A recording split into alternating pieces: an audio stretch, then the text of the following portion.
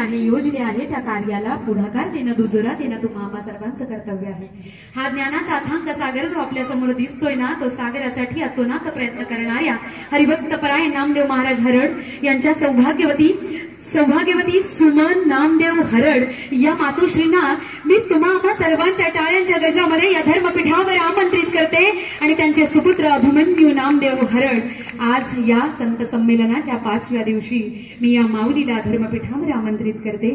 सौभाग्यवती सुमन नामदेव हरड आणि अभिमन्यू दादा नामदेव हरड, मी यांना विनंती करते की आपण मायानिले आपण या धर्मपीठावर येऊन साक्षात गुरुवर्यांना मी विनंती करते, साक्षात शंकराचार्य परमपूजनीय जगद्गुरु शंकराचार्य परमपूजनीय नारायणानंद जी धर्मजी काशी धर्मपीठ, मी अपनास विनंती करते गुरुदेव आपके हाथों से बेटे और माता का ये सम्मान, उचित ऐसा सम्मान आपके हाथों से हो जाए, मैं आपसे सादर निवेदन करती हूँ, आपके चरणों में नम्र निवेदन करती हूँ और आपसे अनुरोध करती हूँ. जोरदार तालियों के साथ स्वागत करें. मूर्ती लहान पण कीर्ती महान या उक्तीप्रमाणे असं म्हणतात की अतिशय सुंदर असा योग गेली 4 दिवस नामदेव महाराजांनी कधी साधं नावही घेतलं नाही किंवा स्वतःहून सांगितलं देखील नाही, परंतु माझ्यासोबत असलेले आधारस्तंभ, माझ्या या संपूर्ण कार्यक्रमाचे मार्गदर्शक हरिभक्त परायण मनोहर बोंद्रे काका यांच्या माध्यमातून हा योग आज आला. आणि अभिमन्यू दादा पहा मंडळी, असं म्हणतात ना, साधू संत येती घरा तोची दिवाळी दसरा. आपलं घरदार आपल्या वडिलांना कित्येक दिवस घरी येताना पण पाहिलं नाही. या माऊलीनं सकाळचा नाश्ता दुपारचं जेवणही ज्याच्या वाट्याला येत नाही, अशा या महान विभूतीची अर्धांगिनी असण्याचा आनंद काय तो वेगळा असावा. म्हणून शुद्ध बीजापोटी पळे रसाळ गोमटी असं म्हणतात, ते उगाच नाही. खरंच खूप सुंदर असा योग आहे की आपण अशा एका महान विभूतीची पत्नी आहात. आई साहेब पुन्हा एकदा कौतुकाचे शब्द फुले आपल्या चरणावर अर्पण करते. तदनंतर पुन्हा मंडळी पुरस्काराकडे आपण वळूया. यानंतर या धर्मपीठावर राष्ट्रीय धर्मगुरु या पदप्रदान सोहळ्याला आपण सुरुवात करत आहोत. या धर्मपीठावर मी आमंत्रित करते, मगाशी जे नाव घेतलं गेलं, हरिभक्त परायण भगवान महाराज शिंदे मुंबई, प्रवचन आणि कीर्तनाच्या माध्यमातून समाज मनाची सेवा करणारे, तन मन धन अर्पिये या समाज कार्याला उक्तीप्रमाणे साक्षात प्रभूची सेवा करणारे हरिभक्त परायण भगवान महाराज शिंदे मुंबई यांचा विशेष सन्मान विश्वगुरु सन्मानित हिंदू सिख परिषदेचे संत संमेलन अध्यक्ष हरिभक्त परायण नामदेव महाराज हरडे यांच्या शुभ हातून केला जात आहे. बोला पुंडलिक वरदे हरी विठ्ठल श्री ज्ञानदेव तुकाराम पंढरीनाथ भगवान की जय. माऊली ज्ञानेश्वर महाराज की जय. जगद्गुरु तुकाराम महाराज की. छत्रपती शिवाजी महाराज की. राष्ट्रीय धर्मगुरु भगवान बाबा की जय. राष्ट्रीय धर्मगुरु भगवान बाबा की जय. आजपासून हरिभक्त परायण भगवान महाराज शिंदे की राष्ट्रीय धर्मगुरु ही बिरुदावली आपल्या नावासमोर लागते आहे. समाजाचं ऋण फेडण्याकरता आपला जन्म आहे माऊली, आणि म्हणून हे समाजाचे ऋण फेडण्याकरता आपल्याला जितका संघर्ष करावा लागेल तेवढा तो संघर्ष आनंद मानून आपल्या पदरात घ्यावा आणि समाजाच्या पुढील कार्य करण्यासाठी आपणास धर्मपीठावरून हार्दिक शुभेच्छा. रामकृष्ण हरी. तदनंतर पुढील पदप्रदान सोहळा ज्या व्यक्तीचा नामोल्लेख केला जाईल अशा व्यक्तीनं या धर्मपीठावर यावं, मी अशी आपणास विनंती करते. मंडळी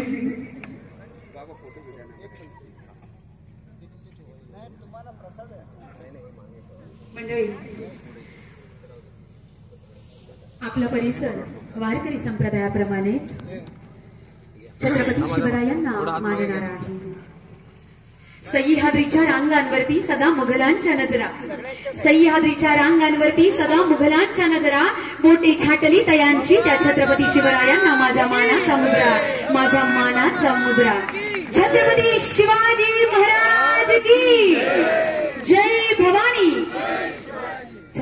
विठुरायांना वंदन करून नमस्कार करून स्मरण करून राष्ट्रीय धर्माचार्य पदप्रदान सोहळ्याला सुरुवात करत आहोत आणि ते नामांकन आहे हरिभक्त परायण सुनील महाराज भगत। जोरदार टाळ्यांच्या गजरात आपण स्वागत करणार आहोत हरिभक्त परायण सुनील महाराज भगत। तदनंतर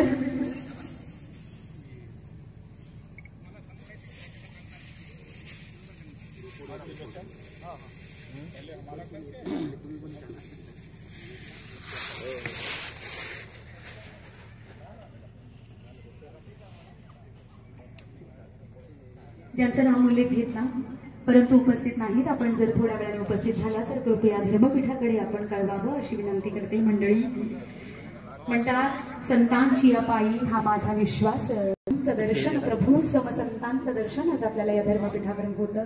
मंडळी दर्शन घेणं म्हणजे नेमकी काय असतं, विचार आणि मनाची शुद्धी जर हवी असेल ना तर संतांच्या संगतीमध्ये जावं लागतं, परंतु हा दुर्मिळ योग असतो की आपल्याला नाही जाता येत, तर मग आशीर्वचन ऐकणं तर आपलं परम कर्तव्य आहे। आजच्या धर्मपीठावरून तिथे जाता येत नाही, दर्शन घेता येत नाही, तर त्यांच्या तोंडून आशीर्वचन ऐकणं ही लांबचीच गोष्ट आहे। परंतु उपस्थित सर्व साधक वृंद आपण थोर भाग्यवान आहोत मंडळी की आपल्याला संतांच्या तोंडून मुखद्वाणीतून आज आपल्याला आशीर्वचन ऐकायला मिळणार आहे आणि तेही हिंदीमध्ये असतील।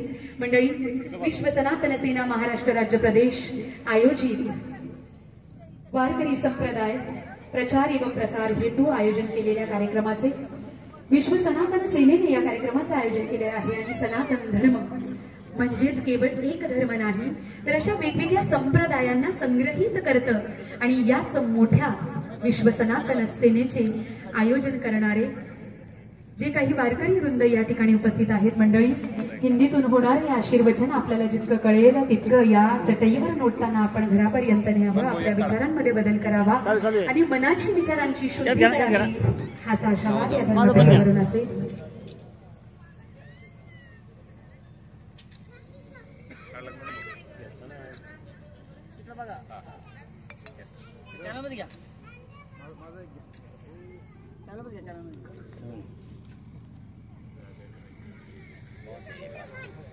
वर करा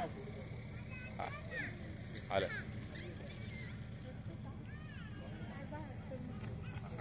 हो हो हो मन भाऊ ओके हा हा हे घ्या विश्व चैतन्य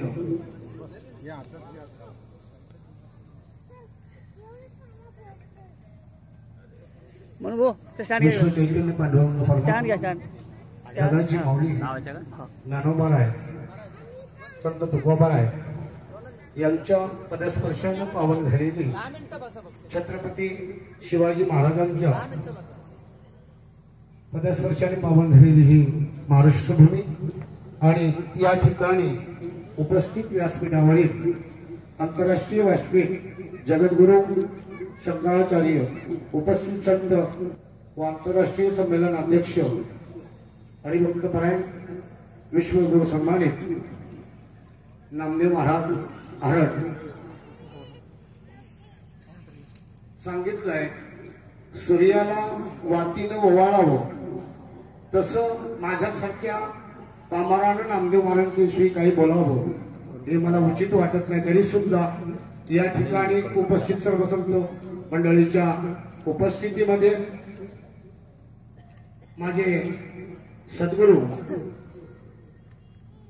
संत श्रीपाद बाबा ज्यांना 9 तारखेला राष्ट्रसंत पुरस्कार प्राप्त झाला तो याच व्यासपीठावरून आणि त्या व्यासपीठावरून माझ्या बाबांना राष्ट्रसंत पुरस्कार देण्यासाठी नामदेव महाराजांनी अथक परिश्रम घेतले। त्याच पद्धतीनं या ठिकाणी माझ्यासाठी राष्ट्रीय धर्माचार्य हा पदवी प्रदान सोहळा त्याच नामदेव महाराजांच्या अथक प्रयत्नानं 6 महिन्यापासून वर्षापासून त्यांचे प्रयत्न चालू होते आणि त्या पद्धतीनं त्यांनी या ठिकाणी मी तर म्हणेन की उपस्थित जगद्गुरु शंकराचार्यांच्या उपस्थितीमध्ये हा सन्मान मला प्राप्त झाला हे माझं परम भाग्य समजतो। कारण संत जे असतात संत चालते बोलते देव असतात. कारण आम्ही देव पाहिला जरी नसला तर यांच्या रूपानं आमच्या समोर देवच उपस्थित आहे. मी तर म्हणेन आपल्या तालुक्याचं, आपल्या जिल्ह्याचं आणि त्याच्या पलीकडे जाऊन आपल्या महाराष्ट्राचं भाग्य आहे की हे सर्व संत नवे नवे परब्रह्म पुतळे या ठिकाणी उपस्थित झाले. आणि आपल्याला मी तर म्हणेन की यांची नजर जिथपर्यंत जात असेल ना तिथपर्यंत असलेल्या प्रत्येक जीवाचा उद्धार होतो.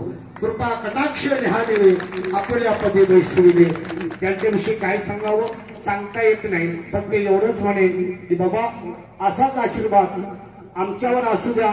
नुसतं आमच्यावरच नाही तर या विश्वातल्या प्रत्येक जीवाच्या विषयी तुमच्या अंतःकरणामध्ये करुणा आहे आणि ती करुणा अखंड राहावी आणि हे विश्व उद्धरून जावं. आणि त्याच्या पलीकडे मी मागणं मागेल या व्यासपीठावरून का हा हिंदुस्थान, हो हा हिंदुस्थान हे हिंदू राष्ट्र व्हावं याच्यासाठी आपला आशीर्वाद आमच्या पाठीशी असावा. जय श्रीराम, जय श्रीराम, जय श्रीराम. पुन्हा एकदा व्यासपीठ मंडळींचं या ठिकाणी आभार मानतो आणि आपल्याला वचन देतो की धर्माचं कार्य जे आपण माझ्या खांद्यावर टाकलेलं आहे त्याला यथायोग्य रीतीनं आणि तुम्हाला जसं चांगलं वाटेल त्याच पद्धतीने कार्य आमच्याकडून होईल याची आम्ही खात्री देतो. धन्यवाद. जय हरी, जय हरी. रामकृष्ण माऊली श्रीपाद बाबा यांच्या सोबतीचं, त्यांच्या बरोबरीचं काम करण्याचं जे व्रत हाती घेतले आहेत असे शिंदे महाराज, हरिभक्त परायण शिंदे महाराज यांच्याकरता आपण जोरदार टाळ्या वाजवणार आहोत.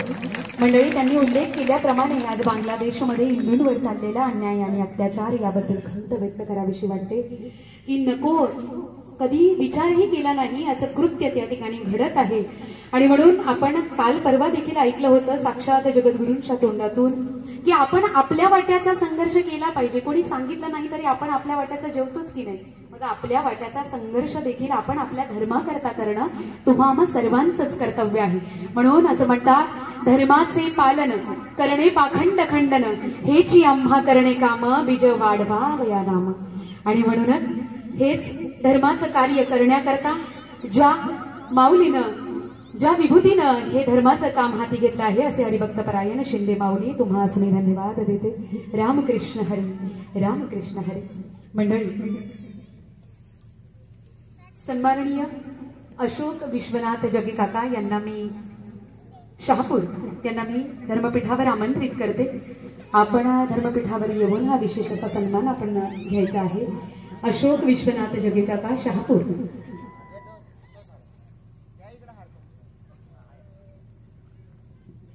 कोणताही कार्यक्रम म्हटला तर कार्यक्रमाची सुरुवातीला आपल्याला समोरचे, पडद्याच्या समोरचे सगळे कलाकार आपल्याला दिसतात. परंतु कार्यक्रम यशस्वी करण्याकरता पडद्यामागच्या कलाकारांची भूमिका मात्र फार महत्वाची असते. आणि जगे काकांबद्दल आपण 2 शब्द वर्णावे अशी मी माऊलींना विनंती करते.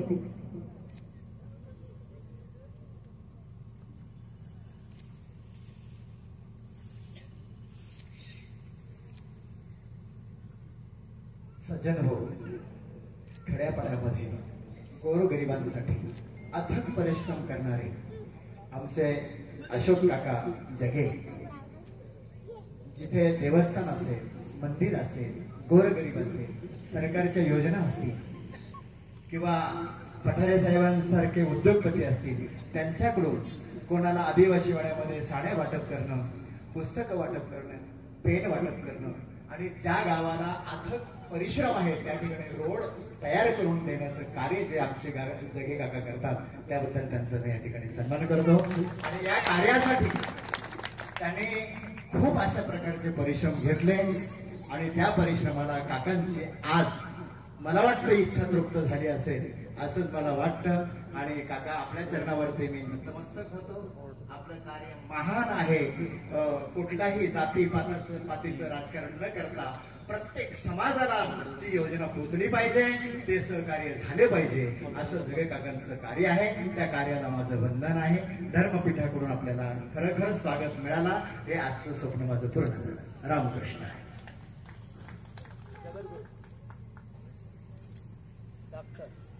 मंडळी, ज्या कारणाकरता, ज्या निमित्तानं आपण आशेनं, ज्या उत्कंठेनं इथं बसला आहात, जी कानांना जी आसक्ती लागलेली आहे ती आशीर्वचनाची. संत बीज पलटे नहीं हो गए युगानंत, संत बीज पलटे नहीं हो गए युगानंत, हर एक युग में अवतार धरे फिर संत के संत, फिर संत के संत. आणि म्हणून खरंच भाग्याचा दिवस आहे की संतांच्या मुखातून हे आशीर्वचन ऐकायला मिळतंय. मी नम्र निवेदन करते श्री श्री 1008 श्री जगतगुरु स्वामी डॉक्टर श्री कृष्ण गिरीजी महाराज उत्तर प्रदेश ललितपुर गुरुवर्य, आपके चरणों में सादर वंदन, साष्टांग दंडवत प्रणाम. और आपसे अनुरोध करूंगी आप आशीर्वचन को शुरुआत कीजिए.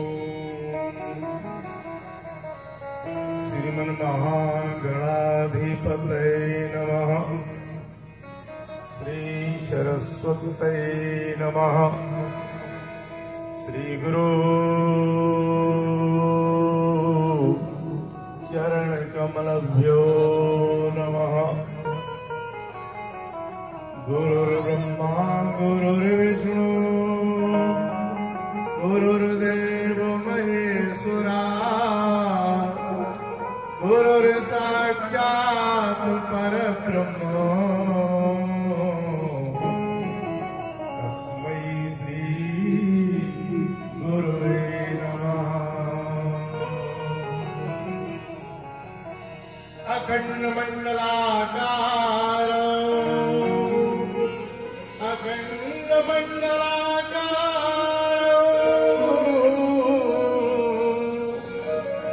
व्याप्तमेन चराचरं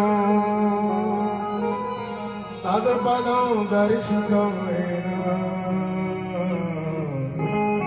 तस्मै श्री गुरुवे नीलाम्बुज श्यामल कोमलांगं सीता समारोपित वामभागं पाणौ महासायक चार चापं नमामि रामं रघुवंशनाथं.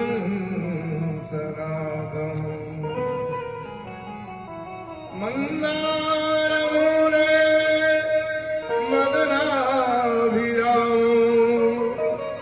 बिंबाधरापु ऋतुवेणुनादो गोपी गोपी जनमध्यस्थं कृष्णं भजे गोकुलपूर्णचन्द्रं. अतुलितवनधामं स्वर्णशैलाभवेयम् तनुजुवन् कृशानो यानि नामाग्रगण्यं सकलगुणनिधानं वानराणामधीशं. रघुपतिप्रियभद्रं पातुजातं नमामि. रघुपतिप्रियभद्रं पातुजातं नमामि.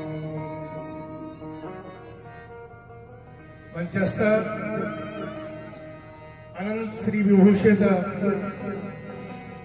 श्री जगतगुरु शंकराचार्य जी महाराज काशी पीठाधीश्वर अयोध्या से पधारे हुए परमहंस जगतगुरु आचार्य महाराज जी के बगल में विराजमान है। मेरे बगल में बैठे हुए मॉरिशस से पधारे हुए अरुणनाथ गिरी जी महाराज,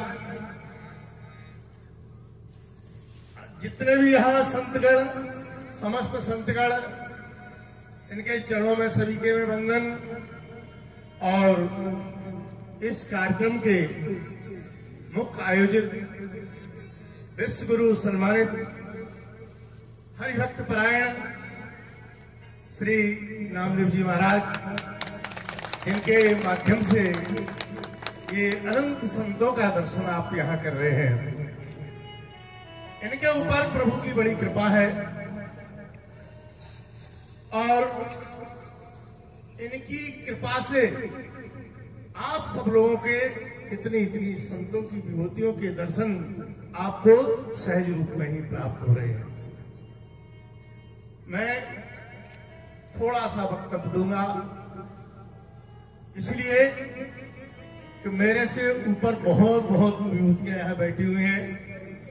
मैं आज उनको सुनना चाहता हूं, लेकिन थोड़ा सा कहूंगा। मैं देखता हूं प्रत्येक घर में एक बड़ी विषम स्थिति बनी हुई है। ये शिक्षा का विषय है और आज अंतिम दिन है, तो मैं सोच रहा हूं कि कुछ शिक्षा देकर के यहां से जाऊं। आप देखते हैं परिवार में पति पत्नी की नहीं पटती, भाई भाई की नहीं पटती, सास बहू की नहीं पटती, पड़ोसी पड़ोसी की नहीं पटती, आपस में विद्रोह की स्थिति पैदा होती है।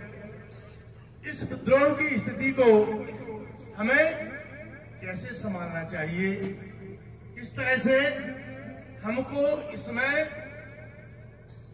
सुंदर और सुयोग्य ढंग से अपने परिवार को चलाना चाहिए, इसके लिए एक छोटा सा उदाहरण देता हूं। भगवान शंकर का परिवार देखिए आप। भगवान के शंकर जी के परिवार में आपको पूरा परिवार विषम परिस्थिति में मिलेगा। जैसे भगवान शंकर की जो सवारी है वो किसकी है? नंदी की सवारी है, बैल की सवारी है। और मैया भगवती की जो सवारी है वो सिंह की सवारी है। ज्योतिष शास्त्र कहता है कि सिंह में और गाय में या बैल में परस्पर बड़ा बैर होता है, लेकिन कभी ऐसा सुना कि कभी सिंह गाय के बैल के ऊपर झपटा हो? ऐसा तो नहीं सुना आपने। दोनों परस्पर बड़े प्रेम से रहते हैं। मेरे भाइयों, भगवान गणेश की सवारी चूहा और भगवान शंकर के गले में विषधर नाग, दोनों में परस्पर बैर है, लेकिन कभी भी उनमें आपस में विद्रोह नहीं हुआ, कभी आपस में वो लड़े नहीं। भगवान के द्वितीय पुत्र सोमिकार्त के, जिनके पुत्र की सवारी मयूर की और भगवान शंकर के गले में नाग, लेकिन कभी उनमें आपस में विवाद या झगड़ा नहीं हुआ। भगवान शंकर के जटाओं से गंगा प्रभावित होती और भगवान का तीसरा नेत्र अग्नि का स्वरूप है, लेकिन एक दूसरे के परस्पर विरोधी होते हुए भी कहीं एक दूसरे में वैमनस्यता नहीं दिखाई देती। तो ये भगवान शिव का परिवार हमको क्या सिखाता है? भगवान शिव का परिवार हमें यह सिखाता है कि हमें सदैव अपने परिवार के साथ बड़े प्रेम के साथ में रहना चाहिए, अपने परिवार का विधिवत संचालन करना चाहिए। मेरे प्यारे भक्तों, एक बात और कहकर के अपनी वाणी को समाप्त करूंगा, और वो ये है, ये मेरी मातृशक्ति बैठी हुई है इस साइड में। इन मातृशक्ति के अंदर इतनी शक्ति भरी हुई है कि ये प्रकृति के नियम को भी बदलने की शक्ति रखती है। माताओं, आप कहां भटक गई हैं? आपकी शक्ति कहां चली गई है?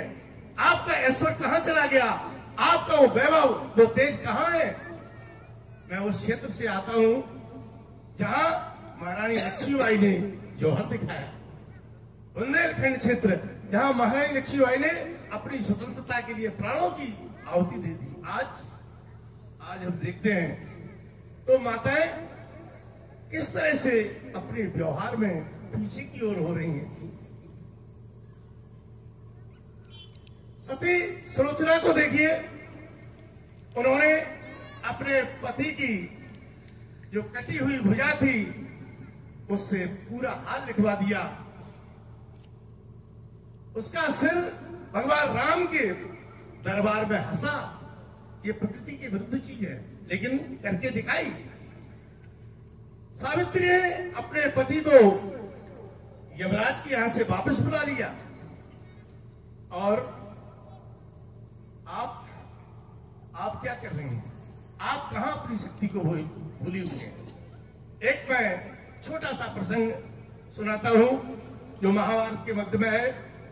जिस समय महाभारत के युद्ध में भीमसेन के द्वारा कौरव दल के संपूर्ण सेना समाप्ति की ओर हुई, 100 पुत्र दुर्योधन के सहित जब युद्ध भूमि में परास्त हो गए और अंतिम दिवस दुर्योधन का बचा, तो मां गांधारी ने कहा, बेटा आज मैं तुमको एक काम देती हूं। क्या काम देती है मां? बोले आज तुम निर्वस्त्र होकर के मेरे सामने आओगे। मैंने जब से विवाह हुआ तब से पति को जब सुना कि मेरा पति अंधा है, तो मैंने अपने आंखों से पट्टिका बंद रखी है। लेकिन तेरी कुशलता के लिए आज मैं अपनी उस पट्टिका को खोलूंगी और तुझको मैं नग्न अवस्था में देखना चाहती हूं। दुर्योधन ने कहा, मां क्या होगा? बोले यह होगा कि मेरी दृष्टि तेरे अंग पर पड़ते ही तेरा शरीर वज्र का हो जाएगा और तुझे कोई भी परास्त नहीं कर पाएगा, तुझे भीमसेन युद्ध में नहीं मार पाएगा।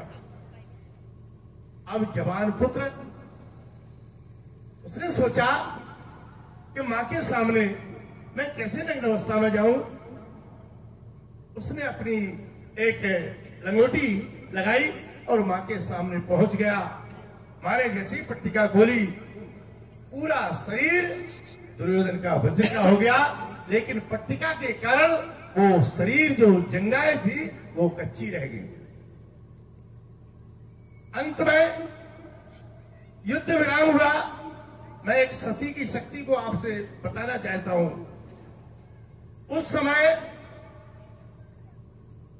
संपूर्ण कौरव 100 भाई जब नष्ट हो गए तो गांधारी ने कहा, भीम तुमने मेरे 100 पुत्रों को मारा है और मैं तुझको आशीर्वाद देना चाहती हूं, इसलिए तुम मुझसे गले से लगना। भगवान कृष्ण समझ गए कि यहां जरूर कुछ न कुछ अपघात होने वाला है। और मेरे प्यारे भक्तों, जिस समय उस धृतराष्ट्र ने उस भीम को, क्योंकि भगवान कृष्ण ने लोहे का भीम बना करके तैयार कर दिया था, जब उनको चपेटा तो भस्म कर दिया। ये है शक्ति के माताओं। मैं आप लोगों से यही कहूंगा कि आप अपनी शक्ति को पहचानिए। पुरुष वर्ग, आप अपनी शक्ति को पहचानिए। राष्ट्र पर आई हुई जितनी आपत्ति है उसको आप दूर करिए। इसके साथ मैं अपनी वाणी को विराम देने से पूर्व मैं हरिभक्त परायण नामदेव जी को, इनके ऊपर मैं बड़ा प्रसन्न हूं और प्रसन्न इसलिए हूं कि ये सनातन धर्म की संस्कृति को आगे बढ़ा रहे हैं। और मैं आज अपने नामदेव जी को ये वचन देता हूं कि मैं जगत गुरु होने के नाते सदैव इनका साथ दूंगा। जब भी हम मुझको बुलाएंगे मैं इनके यहाँ उपस्थित रहूंगा और आजीवन जहां जहां मुझे याद करेंगे मैं इनकी सेवा में उपस्थित रहूंगा। बस इन्हीं वचनों के साथ मैं अपनी वाणी को यहाँ विराम देता हूं।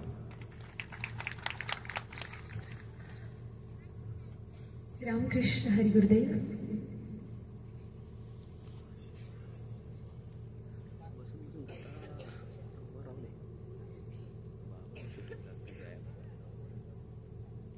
So now, all of you, now announced you. I request our Chief Guest, Honorable, to Vishwa Hindu Sant Parishad Rashtriya Adhyaksh Swami Arunandanand Maharaj, Mauritius, Africa, Ashram Haridwar, to please preach to the devotees present with your the nectarian words and valuable opinion.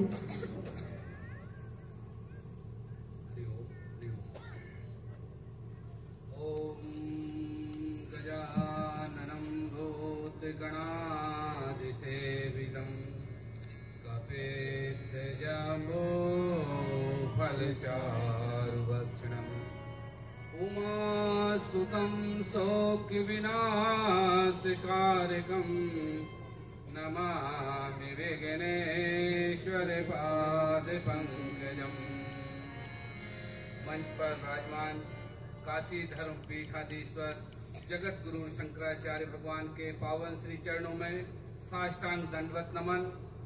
Ayodhya धाम से पधारे परमहंस जगत गुरु भगवान के पावन श्री चरणों में साष्टांग नमन एवं ललितपुर धाम से पधारे जगत गुरु डॉक्टर कृष्णानंद जी को सादर नमन। आज का विषय है हिंदुत्व। हम माताओं और बहनों से अपेक्षाएं रखते हैं कि वह तलवार उठाएं। मैं ये पूछना चाहता हूं कि हम अपेक्षाएं क्यों रखते हैं? पुरुष का पौरुष कहाँ गया? ये आपकी कलाई में राखी क्यों बांधे? बहन जब आपकी कलाई में राखी बांधती है तो आपसे वचन लेती है कि मेरी रक्षा करना। कोई विधर्मी यदि आपकी बहन पर आक्रमण करता है तो आपका पौरुष कहाँ जाता है? आप योगी और मोदी की आशा क्यों करते हो कि मेरे परिवार को बचाएंगे?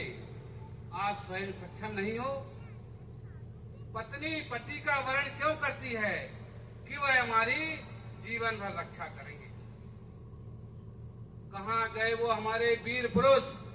आज देश पर फिर से वही स्थिति पैदा हो गई।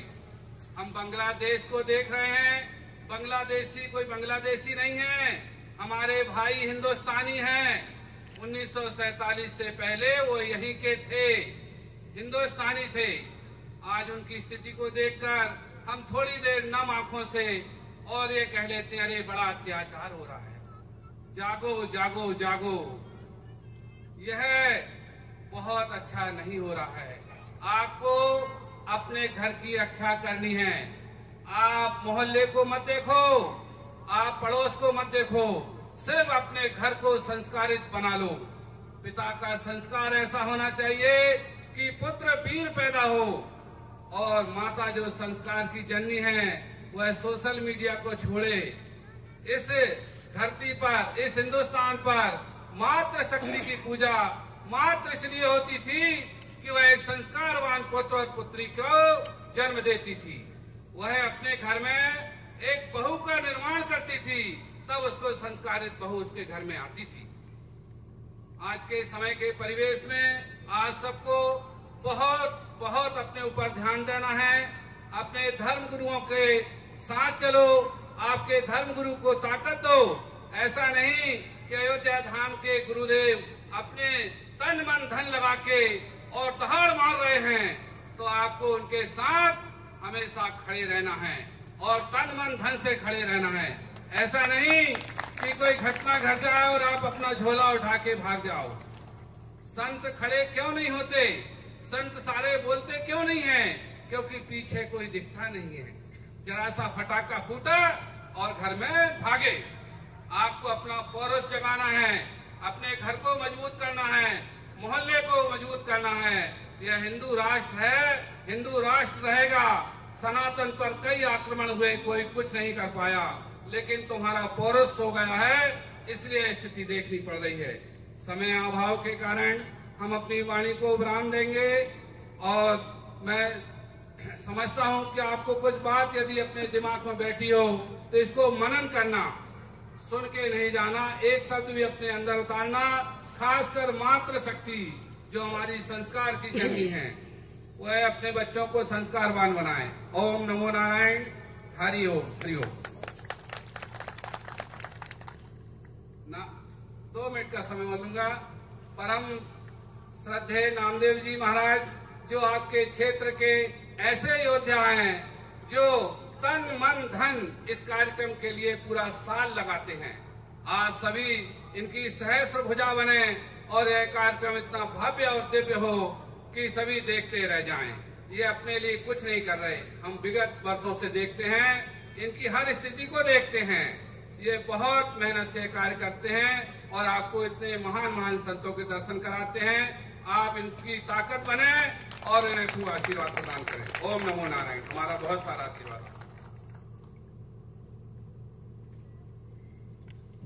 मला माहिती आहे तुम्ही सगळं हिंदीमधून ऐकताय आशीर्वचन. तुम्हाला समजतंय का? साधकांसाठी प्रश्न आहे, समजतंय का तुम्हाला सगळ्यांना? हात वर करा. रामकृष्ण हरी. समजतंय तुम्हाला? छान. मंडळी, गुरुवर्यांनी आपल्या वाणीतून जे उच्चारलं की आपल्याला योगी बाबा आणि आपण, की आपली कोणीतरी रक्षा करण्याकरता कोणीतरी येईल ही आस लावण्यापेक्षा आदिशक्ती वाग्विलास तिने उघड तुझे नेत्र, बघ तरी कुठे दिसते का श्री शक्तीचे क्षेत्र. मनोभावे पूजा मांडून आज भरही घागर आहे आणि महिला दिनी तरी एक दिवस श्री शक्तीचा जागर आहे.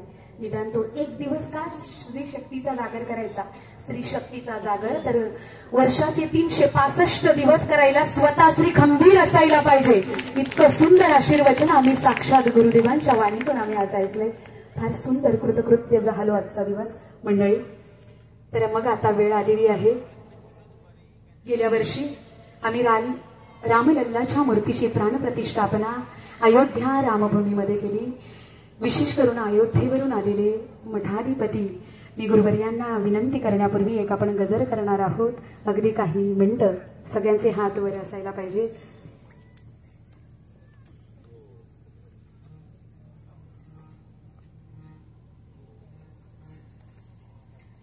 यहाँ जन्मभूमि है परम पूज्य श्री राम की. यहाँ जन्मभूमि है परम पूज्य श्री राम की. हम कथा सुनाते राम सकल गुणी धाम की. ये रामायण है पुण्य कथा श्री राम. ये रामायण है पुण्य कथा श्री राम. ये रामायण है पुण्य कथा श्री राम.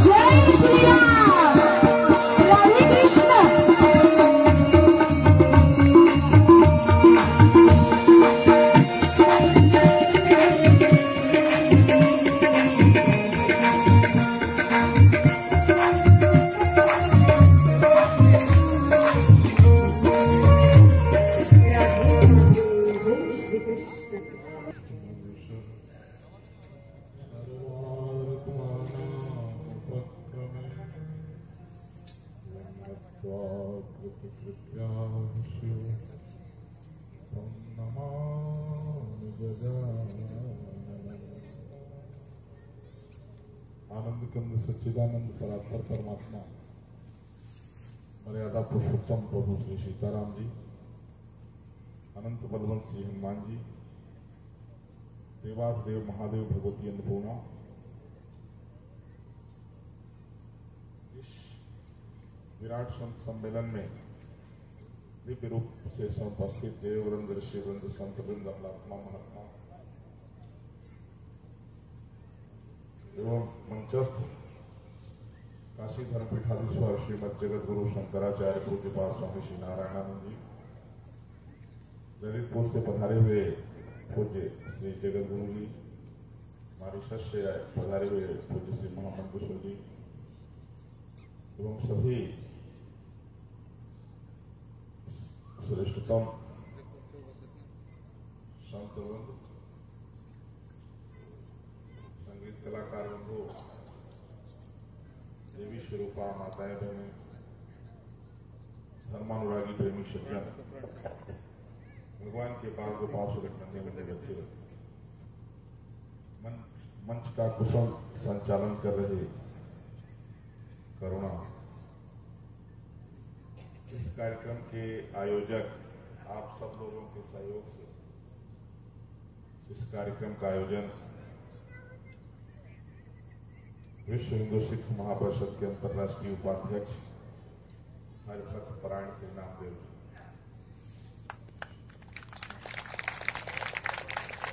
विश्व हिंदू सिख महापरिषद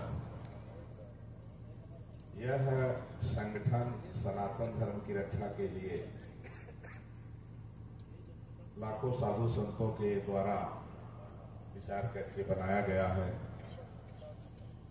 जिसका मैं अंतर्राष्ट्रीय अध्यक्ष हूं। नामदेव जी को हमने अपनी जगह पर नियुक्त किया। पता नहीं ये प्रचार प्रसार इनका कैसा चल रहा है, कितने लोगों को इन्होंने संगठन में जोड़ा है तो मैं नहीं बता सकता हूं, लेकिन भक्ति का प्रचार कर रहे हैं। सनातन धर्म की रक्षा के लिए संगठन खड़ा किया गया है। लोगों को तमाम जगह पर इसके सदस्य हैं, लेकिन हमने अपनी जगह पर इनको नियुक्त किया है पूरे विश्व में कि आप इससे लोगों को जोड़िए। अभी तक कम से कम 2-4 करोड़ लोगों को जोड़ देना चाहिए था, लेकिन नामदेव जी कोई बात नहीं है, भजन कीर्तन कर रहे हैं, अच्छी बात है, बहुत अच्छा काम कर रहे हैं। पहले ऋषि लोग जो है तो गुफाओं में जंगलों में बैठ करके साधना करते थे और उसी से तीनों लोग का जो है कल्याण होता था। तो भगवान की भक्ति करने से असंभव भी संभव हो जाता है। श्रीमद् वाल्मीकि रामायण में श्री वाल्मीकि जी कहते हैं, भगवान के अवतार के प्रयोजन की चर्चा होने लगी कि भगवान को क्या जरूरत है अवतार लेने, और अवतार लेकर के भगवान तमाम कहते हैं यदा यदा ही धर्मस्य ग्लानिर्भवति भारत अभ्युत्थानं धर्मस्य तदात्मानं सृजाम्यहम्। जब जब अधर्म बढ़ जाता है, धर्म की हानि होने लगती है, तो धर्म संस्थापना था, धर्म की रक्षा के लिए, साधु संतों की रक्षा के लिए और धर्म पर चलने वाले लोगों की रक्षा के लिए भगवान का अनेक रूपों में अवतार होता चला आया। तो भगवान के अवतार का प्रयोजन कहते हैं प्रत्यावतारस्तु मर्द शिक्षा रक्षो वधाई मुकुट देवम विभो। भगवान का अवतार सिर्फ इसलिए होता है, अलग अलग अवतार के अलग अलग प्रयोजन। रामावतार में मर्यादा पुरुषोत्तम, मर्यादा पुरुषोत्तम का मतलब यह है कि मानव मात्र की क्या मर्यादा है उसको स्थापित करने के लिए क्योंकि कहते हैं कि यद्यदाचर श्रेष्ठ तदेव तरोजना, श्रेष्ठ पुरुष जो आचरण करता है बाकी लोग जो है उसी रास्ते पर चल पड़ते हैं। तो जब सृष्टि भगवान ने शुरू किया एको हम बहुश्याम, बाद में पहले जो है जो ब्रह्मा जी हुए, कमल से ब्रह्मा ने सृष्टि शुरू किया, मानसी सफल नहीं हुई। बाद में भगवान का ध्यान किए तो ब्रह्मा जी के शरीर से वाम भाग में से माता शत्रुपा और दाहिने भाग से श्री मनु जी हुई, और मनु शत्रुपा से जो सृष्टि हुई उसी को मनुष्य कहते हैं। हम सब मनु की संतान है, इसलिए मनुष्य है। तो मनु और शत्रुपा दोनों मिलकर के जब भगवान का आदेश हुआ कि आपको सृष्टि आगे बढ़ाना है, तो भगवान की तपस्या करने लगे। भगवान ने कहा क्या समस्या क्या है, क्या चाहते हो? बोले समस्या ये है कि सृष्टि का संविधान क्या होगा। भगवान ने कहा सृष्टि का संविधान वेद। तो बोले कि वेद के अनुकूल आचरण किसी का होना चाहिए ना, वेदानुकूल आचरण कोई ऐसा होना चाहिए जिसको पूरा समाज आदर्श माने। तो भगवान ने कहा क्या चाहते हो? बोले मैं चाहता हूं कि आप पुत्र रूप से पैदा होइए और आपका जो श्रेष्ठ आचरण हो वो मानव मात्र के लिए आदर्श बने। तो उसी को कहते हैं कि जब भगवान का अवतार हुआ तो कहे मर्त्यावतारस तो मर्त शिक्षण, मतलब मनुष्य मात्र को ये बताने के लिए कि मानव जीवन कैसा होना चाहिए। बोले रक्षो बधाई तो केवलम विभो, राक्षसों का वध करना जो है प्रयोजन नहीं है, वो तो एक लीला का क्रम है, एक लीला का क्रम है। ठीक है वो लीला जरूरी है, लेकिन भगवान के अवतार का एक ही प्रयोजन है, वो है मर्त शिक्षण, माने मानव मात्र को एक मर्यादा। अब राम जी के चरित्र में कहते हैं देखो अगर चारों वेदों को अगर आप नहीं पढ़ पा रहे हैं तो रामचरितमानस को पढ़ लीजिए, भावार्थ पढ़ लीजिए, और भगवान की वाणी गीता का भावार्थ पढ़ के उतार लीजिए, तो सारे शास्त्र आप समझिए कि आपके अंदर प्रतिष्ठित हो जाएगा।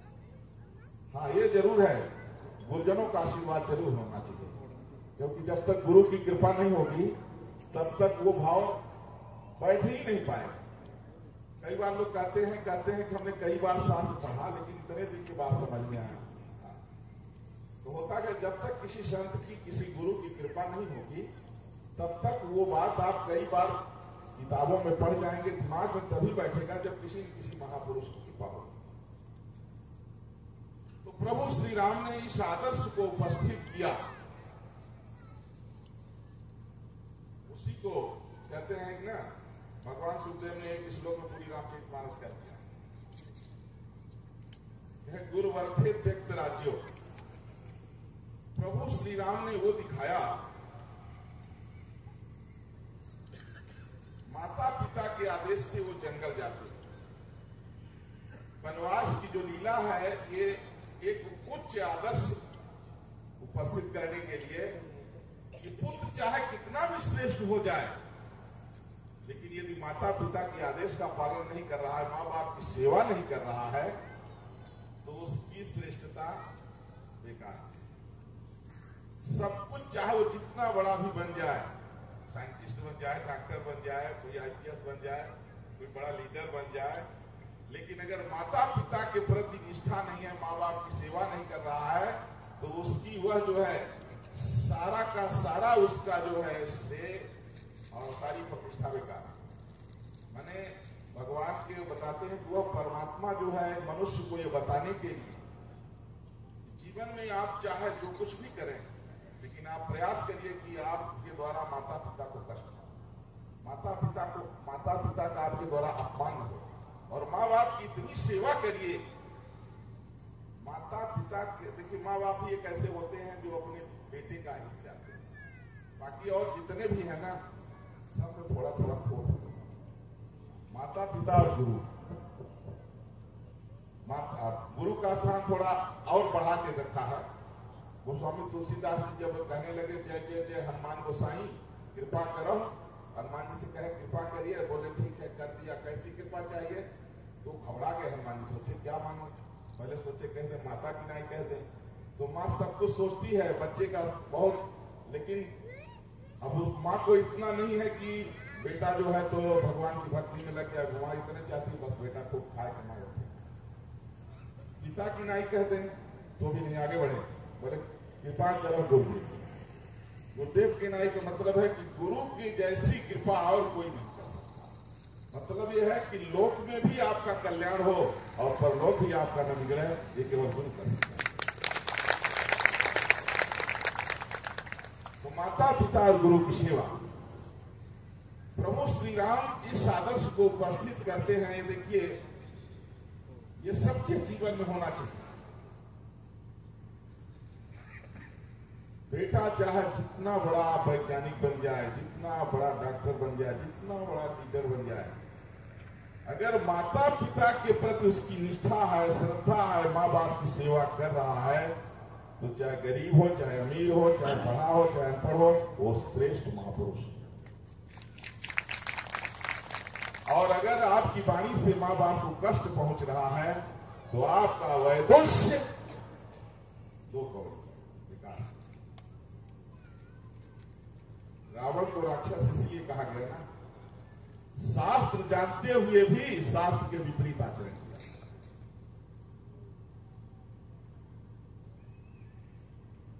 तो अपन को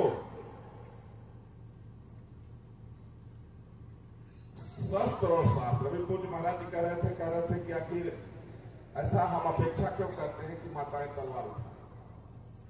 सही बात है, जब बहन राखी में कलाई में राखी बांधती है तो भाई का कर्तव्य है तो उसके रहते बहन को कष्ट। लेकिन अब सब जगह भाई पाछे पाछे तो नहीं जाएगा, इतना सक्षम उसको भी होना चाहिए, इतना सक्षम तो अपनी रक्षा कर सके। मान लीजिए भाई के भरोसे बैठिए, भाई अच्छा भी है, लेकिन अगर कहीं भाई इधर उधर चला गया नहीं है और उस समय अगर वह तैयारी में नहीं है तो ये बात सही है कि हम पुरुषों का अगर कहीं भी नारी पर अत्याचार होता है तो दोषी पुरुष है। हमारी कमी है कि हम अपने बहन बेटियों की रक्षा नहीं कर पा रहे हैं, हम देश की रक्षा नहीं कर पा रहे हैं, हम गाय की रक्षा नहीं कर पा रहे हैं, क्योंकि हम एकजुट हैं। अगर हम एकजुट होते, देखिए ये लोकतंत्र है, लोकतंत्र में क्या न्याय संगत है क्या नहीं है ये मायने नहीं रखता, कितनी संख्या में लोग किस बात को उठा रहे हैं ये मायने रखता है। लोकतंत्र जो है ये भेड़ तंत्र होता है। भेड़ तंत्र का मतलब है ना, कहते हैं ना कि सिंह अकेला ही श्रेष्ठ है। यहाँ सिंह का महत्व नहीं है, यहाँ मतदाता का महत्व है। एक वोट से हार जीत हो जाती है। जितने वोटर जिसके हैं, जिसके ज्यादा वोटर है वो नेता है, जिसके कम वोटर हैं चाहे कितना अच्छे वोटर होंगे, थोड़ी है कि बहुत अच्छा ईमानदार वोटर है तो उसका ज्यादा महत्व होगा। वोट तो आपका एक ही माना जाएगा, चाहे प्रेसिडेंट का हो चाहे एक साधारण व्यक्ति का हो। इसलिए जो है मर्यादा पुरुषोत्तम प्रभु श्री राम का जो जीवन है वो केवल इसलिए नहीं है कि हम खाली रामायण पढ़ लिए।